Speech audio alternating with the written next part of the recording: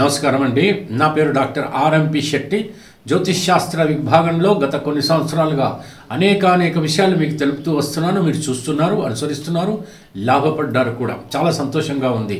అయితే ఇప్పుడు నేను చెప్పవలసినటువంటి ఒక ముఖ్యమైనటువంటి విశేషం ఏమిటంటే, మకర రాశి అంటే క్యాప్రికార్న్, ఈ రాశి వాళ్ళకి మరి జూన్ మాసం 2024వ సంవత్సరంలో మాస ఫలితం ఎలాగుంటుందో చెప్తున్నాను, జాగ్రత్తగా వినండి. ఈ యొక్క మకర రాశికి ద్వితీయ స్థానంలో అంటే కుంభరాశిలో అక్వేరియస్లో సాటర్న్ అంటే శని ఉన్నాడు. అంటే ఏమిటి, మకర రాశికి రెండవ స్థానం అంటే అది గృహస్థానం అవుతుంది, అంటే కుటుంబ స్థానం అవుతుంది, ఆ తర్వాత వాక్స్థానం అవుతుంది, ధనస్థానం కూడా అవుతుంది, మారకస్థానం కూడా అవుతుంది. ఇక్కడ మనం ఆలోచించాల్సింది ఏమిటనంటే, శనైశ్వరుడు అంటే సాటర్న్ అక్వేరియస్లో ఈ కుంభరాశిలో ఉన్నాడు. అటువంటి పరిస్థితుల్లో ఏం జరుగుతుంది?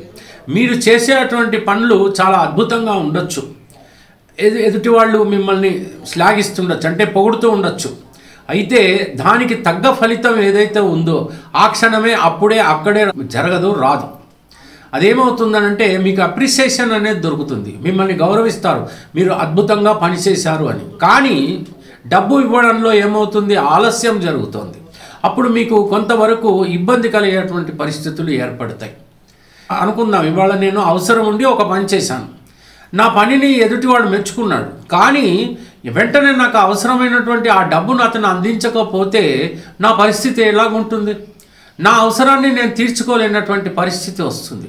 అటువంటి పరిస్థితిలో మీకు కోపము, ఉద్రేకము రాకూడదు. ఎందుకు రాకూడదంటే, ఈ జూన్ మాసంలో ఇక్కడ ఏరిస్లో అంటే మేషరాశిలో కుజుడు ఉన్నాడు. కుజుడు అంటే మార్సు. ఈ మార్సు దేనికి కారకుడు అంటే పరాక్రమానికి కారకుడు, కోపానికి కారకుడు, రౌద్రానికి కారకుడు. బికాస్ అతను ఫైర్ రిలేటెడ్ ప్లానెట్, అంటే అగ్నితత్వం కలిగినటువంటి గ్రహం అనమాట. మరి ఇక్కడ శనైశ్వరుడు కనుక తీసుకున్నట్టయితే మరి ఈ యొక్క అగ్నితత్వం కలిగినటువంటి కుజుడి మీద తన యొక్క వీక్షణ అంటే దృష్టి సారిస్తున్నాడు, అతను చూస్తున్నాడు. అప్పుడు ఏమవుతుంది, మీకు ఒకవేళ డబ్బులు మీకు సమయానికి అందలేదనుకోండి, మీకు కోపం వచ్చేసి ఉద్రేకంగా చాలా భయంకరమైనటువంటి పరిస్థితుల్లో వాద వివాదాల్లోకి దిగినారనుకోండి, అప్పుడు ఏం జరుగుతుంది? మీ పనిని మెచ్చుకోవటం అటుంచి మిమ్మల్ని అతను అగౌరవపరిచేటువంటి పరిస్థితులు వస్తాయి. కానీ కొంచెం సరే, మీరు ముందే ప్రణాళికంగా ఇవాళ నేను పనిచేస్తున్నాను, అయితే ఈ డబ్బు నాకు ఒక వారం రోజుల్లో అందొచ్చు అని ప్లానింగ్ ప్రకారంగా కనుక మీరు ఆలోచించి మీరు వెళ్ళినట్టయితే మీకు ఎటువంటి బాధ ఉండదు, మీకు కోపం అస్సలు రాదు. అప్పుడు అతను ఏమంటాడు, నేను ఒక వారం రోజుల్లో ఇస్తానయ్యా అంటాడు. అప్పుడు మీరేమంటారు, అయ్యో ఏం సార్ మీరు ఇవ్వకుండా ఎక్కడికి పోతారు, నేను ఓపికగా ఉంటానులేండి, ఏం పర్వాలేదు, మీరు ఇచ్చినప్పుడే నా పనులు చూసుకుంటాను అని చాలా సామరస్యపూర్వకంగా మీరు మాట్లాడతారు. అప్పుడు మళ్ళీ రెండోసారి మూడోసారి కూడా అతను మీకు పని ఇచ్చేటువంటి పరిస్థితులు మీకు ఏర్పడతాయి. అవును కదా? తర్వాత రెండోది, ఇప్పుడు మనం ఇంకొకటి ఆలోచించాలి. మూడో స్థానంలో అంటే ఈ యొక్క మకర రాశికి మూడో స్థానంలో రాహు ఉన్నాడు. రాహు దేనికి కారకుడు అంటే విపరీతమైనటువంటి మొండితనానికి, మరి ఓవర్ కాన్ఫిడెన్స్కి, ధైర్యానికి, అన్నింటికీ కూడా అతను కారణం అవుతాడు. స్పోర్ట్స్ రంగంలో ఉన్నటువంటి వాళ్ళు ఎక్కువగా రాణిస్తారంటే ముఖ్యంగా రాహు ప్రధాన కారకుడు అవుతాడు. మన రాజకీయ రంగంలో ఉన్నటువంటి వాళ్ళు రాణిస్తారు, చాలా దౌర్జన్యంగా ఒక్కొక్కసారి ప్రవర్తిస్తుంటారు, ఒక్కొక్కసారి చాలా బాగుంటారు, కూల్గా ఉంటారు. ఈ రకరకాలైనటువంటి వాళ్ళ యొక్క తత్వాలను చూపిస్తారు అని అంటే రాహు కారణం అవుతుంటాడు. ఈ రాహు ఒక రకంగా మనం చెప్పాలి అని అంటే చాలా కఠినమైనటువంటి ఒక గ్రహం ఇది. ఇటువంటి గ్రహం ఎప్పుడైతే మూడవ స్థానంలో ఉంటుందో మొండితనాన్ని మీరు ప్రదర్శిస్తారు. ఈ మొండితనాన్ని ప్రదర్శించడం తప్పు కాదు, ఎందుకంటే ఒక పనిని సాధించడంలో మొండిగా దాన్ని ఎట్టి పరిస్థితుల్లోనూ దీనిని అంతం చూడాలి అని మీరు కనుక ప్రయత్నించడం అనేది ఏదైతే ఉందో అది గొప్ప విశేషం. దాన్ని మధ్యలోనే వదిలిపెట్టడం అనేది మంచిది కాదు. పూర్తి చేయటము, మొండితనంగా గట్టిగా ఒక ధైర్యంగా దాన్ని పూర్తి చేయడం అనేది చాలా పాజిటివ్గా మనం తీసుకోవచ్చు. నెగటివ్గా ఏమిటి అంటే సిబ్లింగ్స్తో అంటే బ్రదర్స్తో, సిస్టర్స్తో చాలా సామరస్యంగా ఉండాల్సిందే, తప్పదు. మరి ఇక్కడ మనము కుజుడు ఉన్నాడు, పక్కన కుజుడు ఉన్నాడు. ఈ కుజుడికి ఏమవుతుందనంటే మీరు ఖచ్చితంగా ధైర్య సాహసాలు ప్రదర్శిస్తారు. అయితే ఏ పరిస్థితుల్లో మకర రాశికి ఏమవుతుందంటే ఇది 4వ స్థానం అవుతుంది. 4వ స్థానం అంటే తల్లికి కొంచెం అనారోగ్య పరిస్థితులు మకర రాశి వారికి. ఆ తర్వాత ఏదైనా గృహంలో ఏదైనా చిన్న చిన్న సమస్యలు, గొడవలు అవి అలాంటివన్నీ ఉంటాయి. ఇక మూడోది ఏంటనంటే ఏదైనా ప్రాపర్టీ కొనాలనుకుంటున్నప్పుడు సరే కొనుక్కునేటువంటి అవకాశాలు మీకు లభిస్తాయి.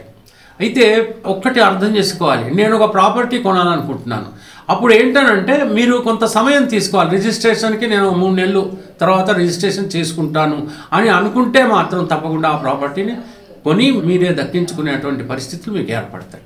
అదే తొందరపాటు చర్యగా మీరు ముందు ఏదో అడ్వాన్స్ ఇచ్చేసి ఆ తర్వాత నాకు అయిపోతుంది అని ఉంటే కాదు, అది కొంచెం ఇబ్బందికరంగా ఉంటుంది. మీరు ప్రాపర్టీ అమ్మాలనుకున్నారు, అది అనవసరం అనుకుంటున్నారు, అమ్మాలనుకుంటున్నారు, మీరు ఎక్కడో ఎన్ఆర్ఐగా యూఎస్లోనో ఎక్కడో స్థిరపడిపోయారు, ఇంకా మీరు ఇండియాకు వచ్చి మళ్ళీ ఉండేటువంటి పరిస్థితులు పెద్దగా లేవు, అమ్మాలనుకుంటారు. అటువంటి పరిస్థితుల్లో మీరు అమ్మే అటువంటి పరిస్థితులు మీకు ఏర్పడతాయి. అమ్మగారి అంటే తల్లిగారి ఆరోగ్యం మాత్రం మీరు ఖచ్చితంగా చూసుకోవాల్సిందే. ఇంకా ఏమైనా నేర్చుకోవాలి అనుకుంటే తప్పకుండా నేర్చుకోవాలి. ముఖ్యంగా సర్జన్స్ మాత్రం నిరంతరం కృషి చేయాల్సిందే, వాళ్ళ రీసెర్చ్ సాగాల్సిందే. ఈ యొక్క కుజుడు సర్జరీకి కూడా కారణమవుతాడు. అది ఐ సర్జరీ కావచ్చు, లేకపోతే ఏ ఆర్గన్స్ సంబంధించినటువంటి సర్జరీ అయినా కావచ్చు. కానీ మీరు చాలా ఖచ్చితంగా ప్రతిరోజు కూడా క్షుణ్ణంగా పరిస్థితులను పరిశీలించాలి, జ్ఞానవంతులు కావాలి, అప్పుడే మీ సర్జరీ సక్సెస్ అవుతుంది. 4వది ఏంటంటే ఇక్కడికి వచ్చేటప్పటికి 5వ స్థానంలో ఎప్పుడైతే గురువు ఉన్నాడో సంతానం పరిస్థితి బాగుంటుంది. అయితే ఒకటి, గురువుకి ఈ యొక్క వృషభ రాశి అంటే తారస్ అనేది శత్రుక్షేత్రం అవుతుంది. ఆ శత్రుక్షేత్రం అయినందుకు మీ పిల్లలు కొంచెం లగ్జరీ సైడ్ ఎక్కువగా ఆలోచిస్తూ ఉంటారు. హోటల్స్ వెళ్ళాలని, లేకపోతే సినిమాలు చూడాలని, లేకపోతే ఏదైనా విహారయాత్రలు చేయాలని, ఇలాంటివన్నీ కూడా మీ పిల్లలు ఆలోచిస్తూ ఉంటారు. దానికి కావలసినటువంటి ధన సదుపాయాన్ని మీరు కల్పించాల్సిందే, లేకపోతే మాత్రం వాళ్ళకి కొంత కోపం అనేది మీ విషయంలో వస్తుంది. అయితే దానికి పిల్లలతో వాద వివాదాలకి ఎట్టి పరిస్థితుల్లో దిగవద్దు. ఎందుకంటే పిల్లలే కదా, వాళ్ళకు ఉంటాయి రకరకాలుగా, ఒకరిని చూసి ఒకరు. మేము కూడా లైఫ్ ఎంజాయ్ చేయాలన్నటువంటి ఆలోచన ఉంటుంది. కానీ తల్లిదండ్రులకి ఆ ధనము అనేది ఉంటే వాళ్ళే కోరిక తీర్చేటువంటి అవకాశాలు ఉంటాయి. ఒకళ్ళు తీర్చలేనటువంటి పరిస్థితుల్లో చాలా మృదువుగా నచ్చజెప్పి ఆ పిల్లల్ని ఒక దారికి తెచ్చుకోవాలి. అటువంటి పరిస్థితి ఖచ్చితంగా ఉంటుంది.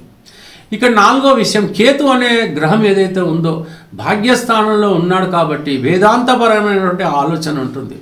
ఒక్కొక్కసారి ఏమిటో ఒక రకమైనటువంటి యోగము అంటే ఏమిటో, ఈ జీవితం ఏంటో ఈ ప్రపంచం ఏంటో, ఇదంతా లైఫ్ ఏంటో, ఇటువంటి ఆలోచనలు వస్తుంటాయి. దైవపరమైనటువంటి ఆలోచనలు కూడా వస్తుంటాయి.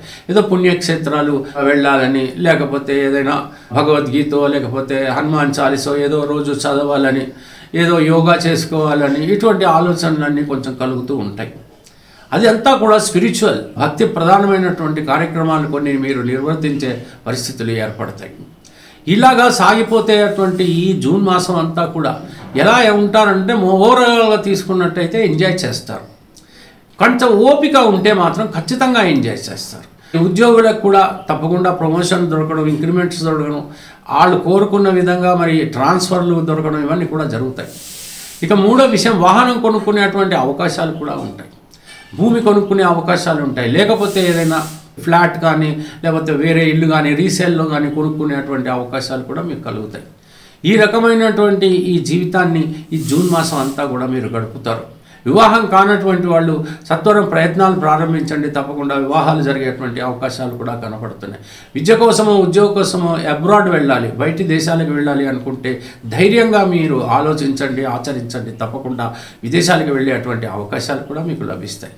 సో ఓవరాల్గా తీసుకున్నట్టయితే మనకి 70 to 80% బెటర్ రిజల్ట్సే మనకి జూన్ మాసంలో ఈ మకర రాశి వారికి కనబడుతున్నాయి. కాబట్టి ఎట్టి పరిస్థితుల్లోనూ ఆందోళన పడాల్సినటువంటి అవసరం మాత్రం లేదు. తెలిసింది కదా. సెలవు మరి, ఉంటాను. నమస్కారం.